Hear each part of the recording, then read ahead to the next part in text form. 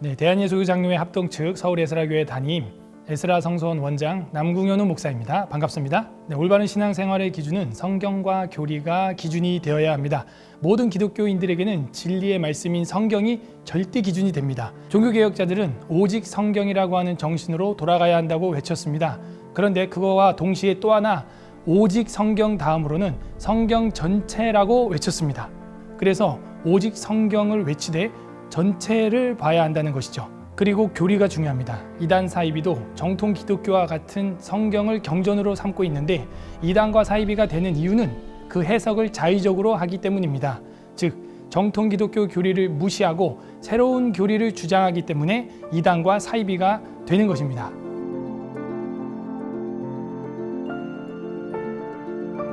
말씀은 헬라어로 로고스라고 되어 있는데 교훈이라고 되어 있는 건 디다스칼리아는 교리라고 하는 겁니다. 그래서 진리는 알레테이아라고 하는 것이죠.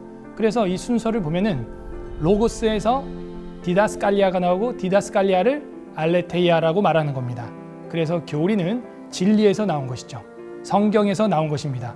그래서 교리는 중요한 것이 되는 거죠. 진정한 기독교인이 되려면 수천 년간 내려온 교리를 따라가야 합니다. 교리를 터부시하는 사람들도 사실은 교리를 다 믿고 있습니다. 대표적으로 삼위일체, 섭리, 성화 등 성경에 나오는 단어가 아니지만 우리는 교리로 믿고 있어요.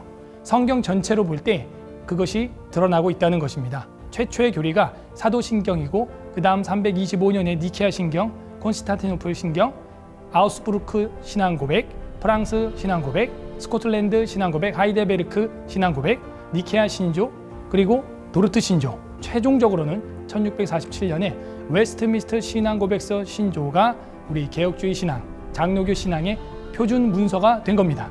웨스트민스터 신앙고백서는 6년간 151명의 전문 신학자들이 1163회나 회의를 하면서 창세기부터 요한계시록까지 기독교인들이 무엇을 믿어야 하는지를 정리한 개혁주의 뼈대라고 할 수 있습니다. 네, 목사님들의 설교도 주관적인 생각으로 전달이 될 수가 있습니다. 그래서 목사님들의 설교나 견해들도 성경에 비춰서, 교리에 비춰서 해석이 되어야 합니다. 예를 들어서 구원의 확신이 없으면 지옥을 간다라는 이야기를 어려서부터 주일학교에서 많이 들었을 것입니다. 하지만 아까 말씀드렸던 웨스트민스터 신앙고백서 18장 4항에서는 참 신자일지라도 그들의 구원의 확신이 여러 가지 모양으로 흔들리며 약해지며 일시 중단될 수도 있다라고 기록을 하고 있어요. 성경에도 보면 베드로나 바울이나 회심 전의 바울 이런 모습들을 보면은 구원의 확신이 택자일지라도 일시 중단되어 있는 모습을 보여줍니다. 그러므로 목사님들의 설교도 성경과 교리를 통해서 검증을 받아야 하는 것이 사실입니다.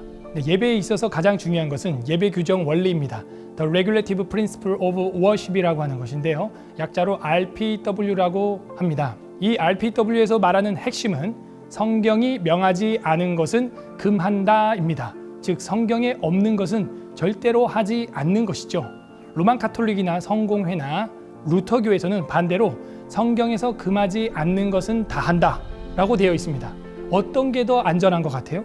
그래서 우리 종교개혁자들은 웨스트민스터 신앙고백서 21장 1항에 이렇게 정의를 했습니다. 주님이 명령하신 규정 원리 안에서만 예배를 해야 한다는 것이죠.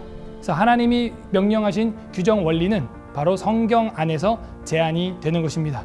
그러므로 우리가 예배를 드릴 때 하나님과의 만남, 성도와의 만남, 이것이 성경 안에 명령되어 있는 것으로만 구성이 돼야 참된 예배라고 할 수가 있습니다. 예배라고 하는 것은 우리 사람들이 결정하는 게 아닙니다. 성경에 제한되어 있는 대로 드려져야 하는 것이죠.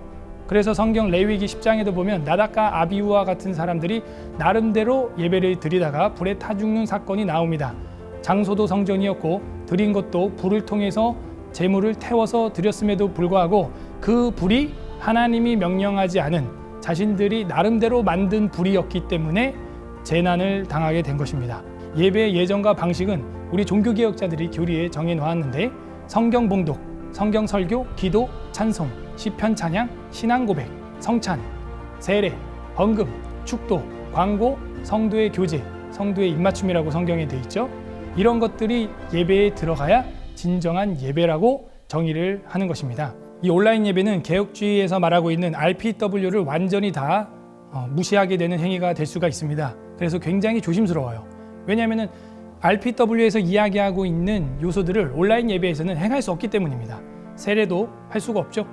어떻게 모니터에다가 물을 뿌릴 수가 없잖아요. 성찬도 할 수가 없어요.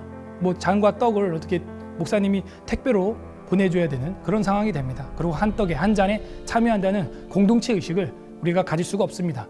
또 예배의 중요한 요소인 성도의 입맞춤, 성도의 교통도 사실 만날 수 없기 때문에 불가능한 상황이 되는 거죠. 목회자와의 교제도 사실은 불가능한 상황이 바로 이 온라인 예배 시청이 되는 것입니다.